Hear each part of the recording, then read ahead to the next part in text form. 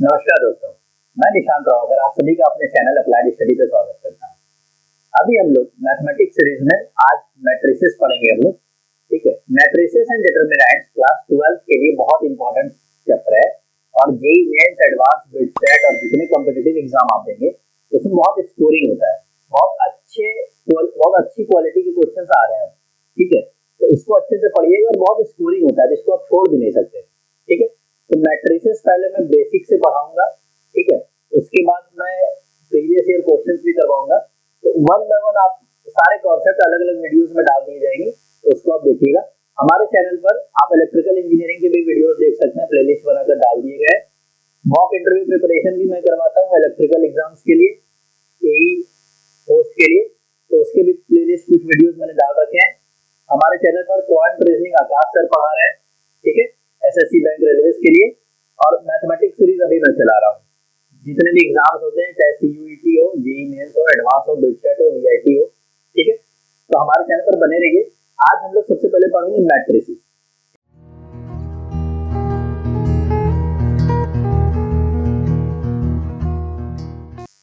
देखिए, सबसे पहले हम लोग मैट्रिक्स का डेफिनेशन देखते हैं। ठीक है, क्या डेफिनेशन है?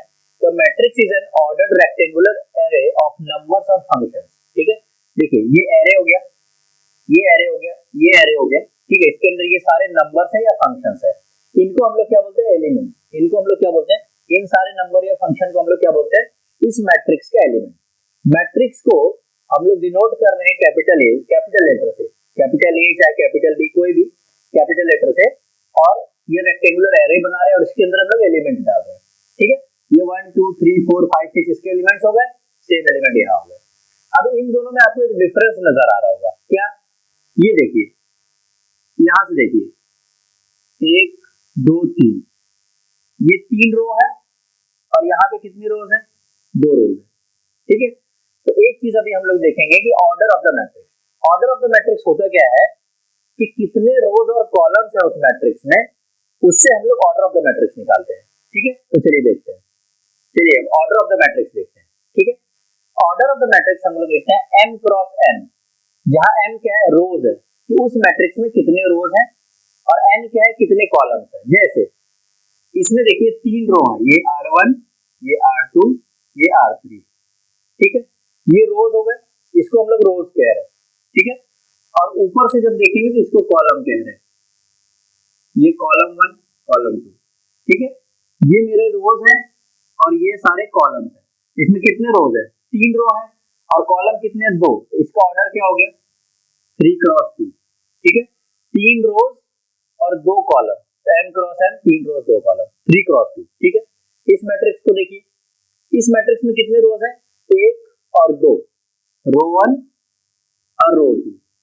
कॉलम कितने? C1, C2, C3। तो रोज कितने? 2, कॉलम 3। तो इसका ऑर्डर क्या हो गया? 2 क्रॉस 3। ठीक है, तो हम लोग हॉरिजॉन्टल और वर्टिकल लाइंस कैलकुलेट कर लेंगे, रोज कॉलम्स हमें इजीली दिख जाएगा, तो उससे हम ऑर्डर ऑफ द मैट्रिक्स लिखेंगे। ठीक है, चलिए अब आगे देखते हैं। अब देखिए, अब हम लोग एलिमेंट्स ऑफ द मैट्रिक्स देखेंगे। जैसे ये मैट्रिक्स है, इसको हम लोग कैपिटल लेटर से डिनोट करते हैं, कोई भी कैपिटल लेटर लिखिए A। ठीक है, इसके जो सारे एलिमेंट्स हैं उसको हम लोग स्मॉल लेटर से, अल्फाबेट से डिनोट करेंगे, जैसे स्मॉल a। ठीक है, और ये i कमा j में i क्या है? रोज है, और j क्या है? कॉलम है। ठीक है, अब किस रो के किस कॉलम का वो एलिमेंट है तो वो लिखेंगे। जैसे जैसे देखिए, ये तो R1 हो गया, ये R2, ये R3। ठीक है, ये C1, ये C2, ये C3। ठीक है, ये रो 1, ये रो 2, ये रो 3, ये कॉलम 1, कॉलम 2, कॉलम 3। ठीक है, रो 1 के कौन कौन सा एलिमेंट है? रो 1 के -1, 2 और 5, रो 2 के 4, -3, -1। ठीक है, रो 3 के 7, -6, -2 हो गए। अब कॉलम 1 के देखो, कॉलम 1 के -1, 4, 7, कॉलम 2 के 2, -3, -6।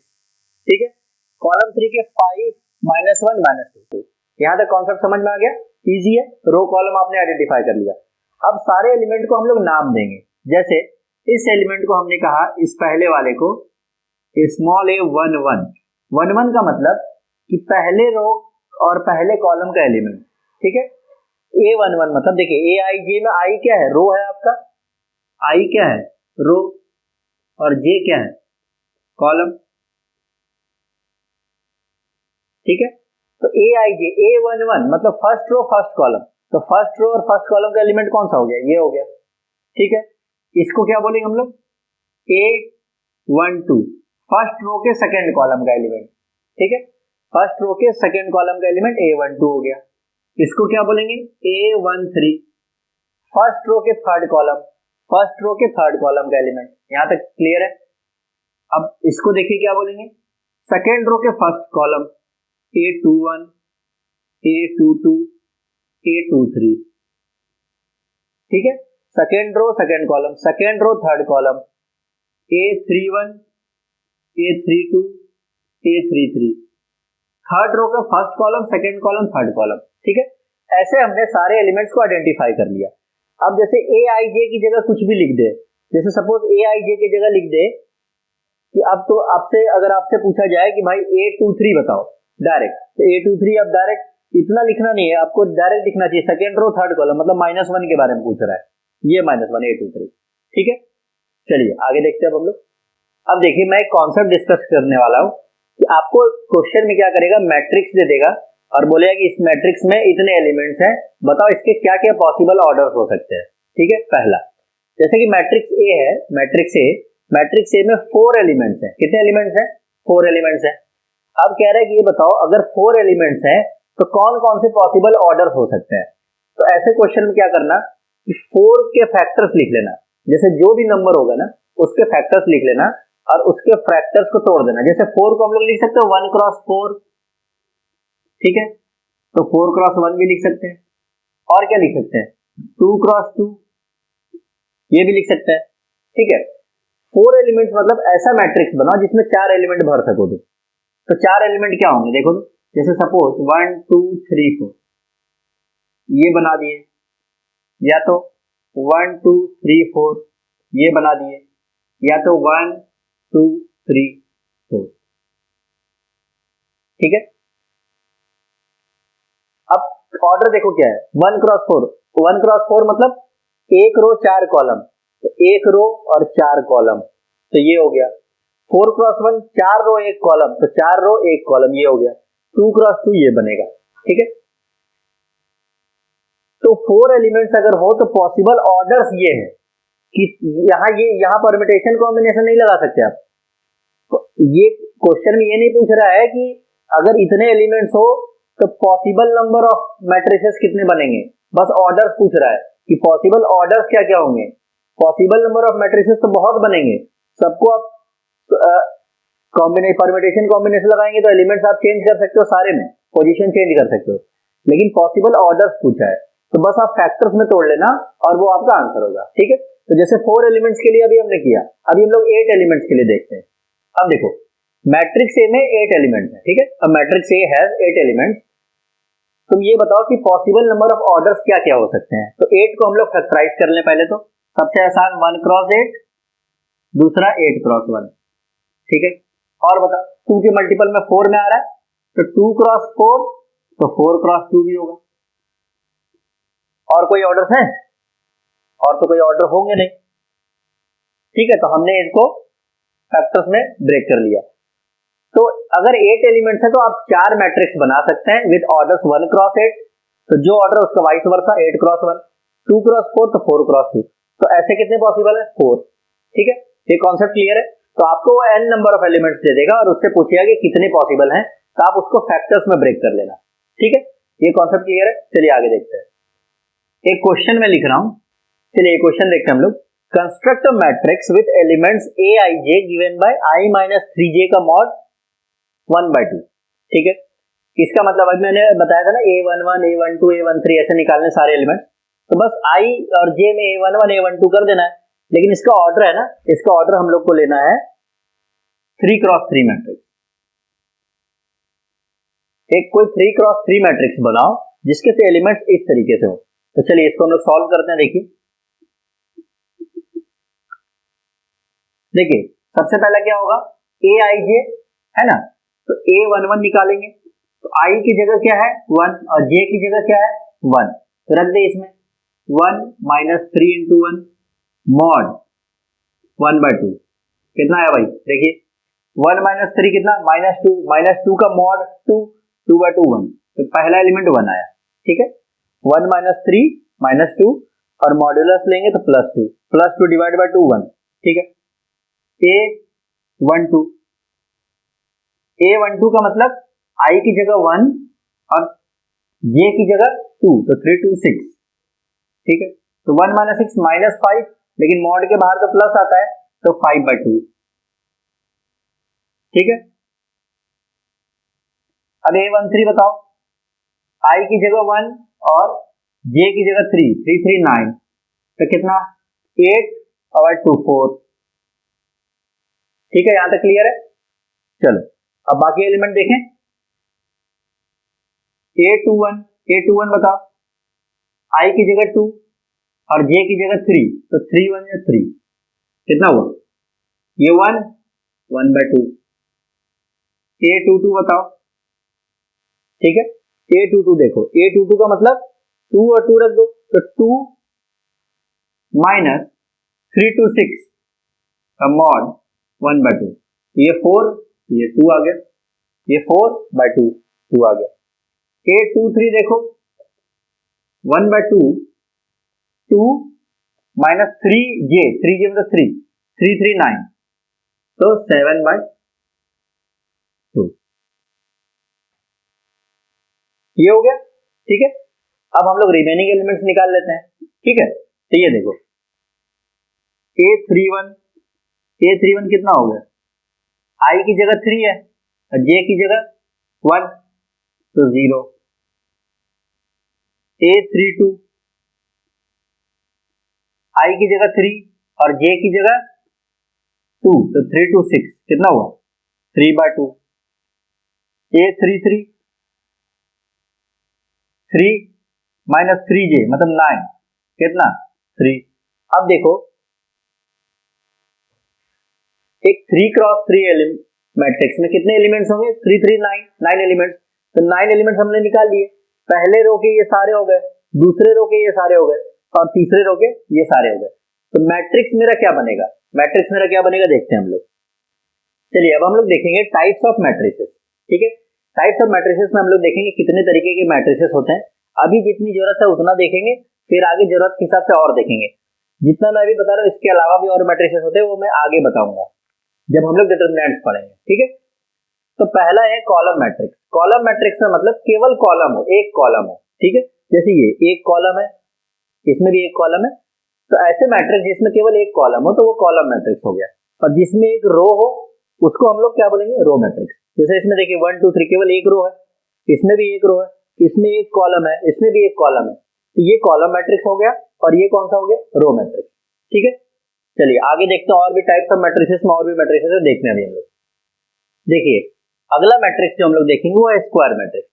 तो स्क्वायर मैट्रिक्स हम लोग किसको बोलते हैं, स्क्वायर में क्या होता है, सारे साइड्स क्या होते हैं, इक्वल होते हैं, ठीक है। स्क्वायर में सारे साइड्स इक्वल होते हैं, तो ऐसे मैट्रिक्स जिसमें रोज और कॉलम्स इक्वल हो, ठीक है, स्क्वायर की तरह दिखे।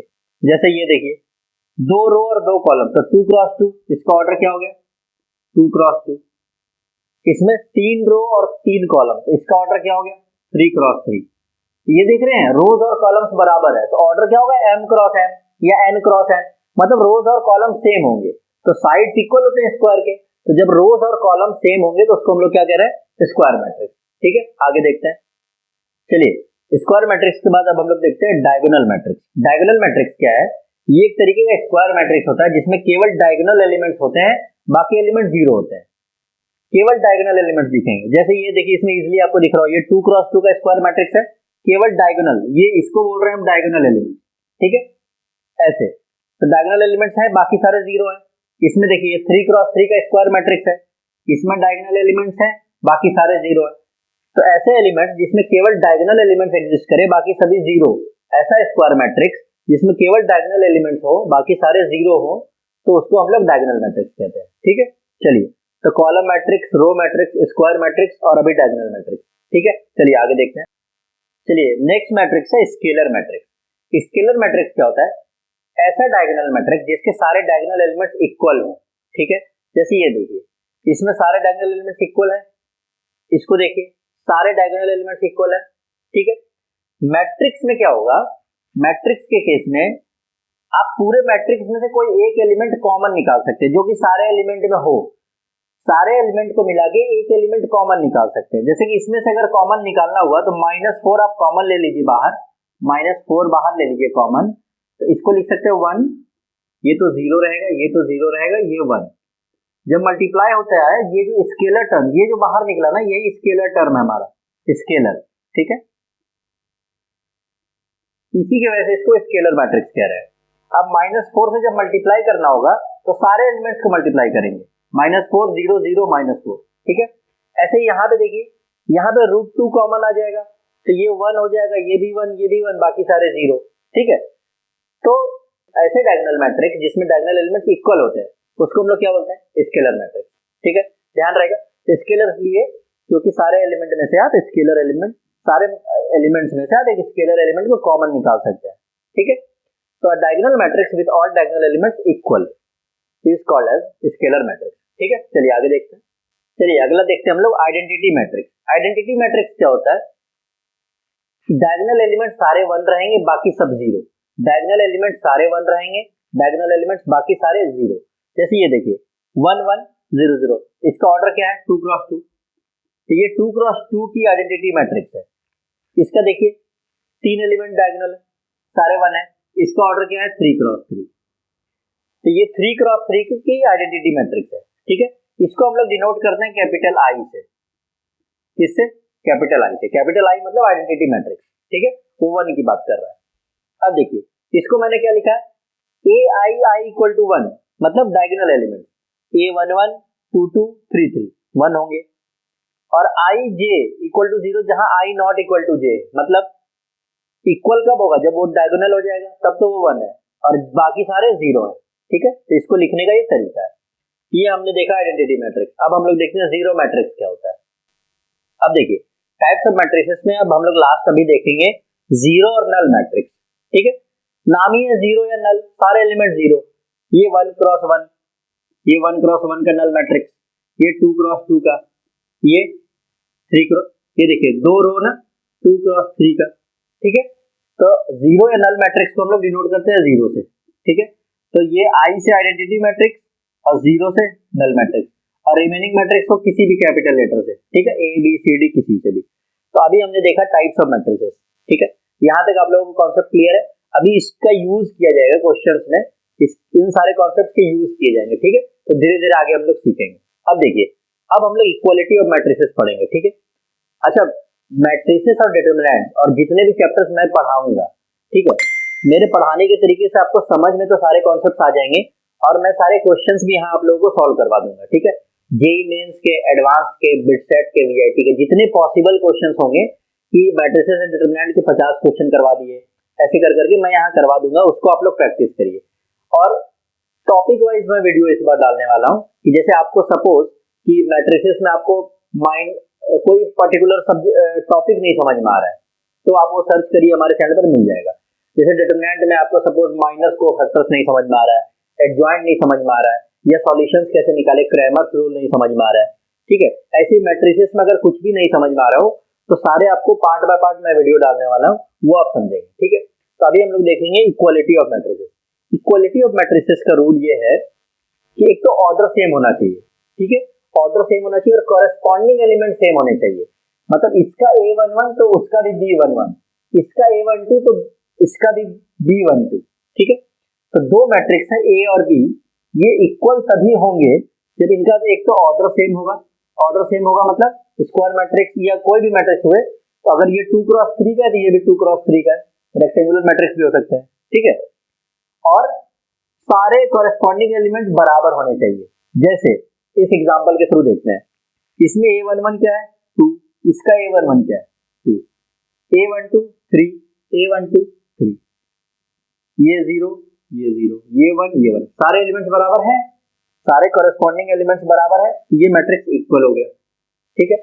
अगर थोड़ा सा भी कोई भी एलिमेंट चेंज हो जाए, कोई एक भी एलिमेंट चेंज हो जाए और मैच नहीं करे, कॉरेस्पॉन्डिंग एलिमेंट सेम ना हो, तो वहां पे अनइक्वल लिखेंगे, ठीक है। तो इक्वालिटी ऑफ मैट्रिसेस तक हम लोगों ने इस चैप्टर का ये पार्ट कंप्लीट किया है।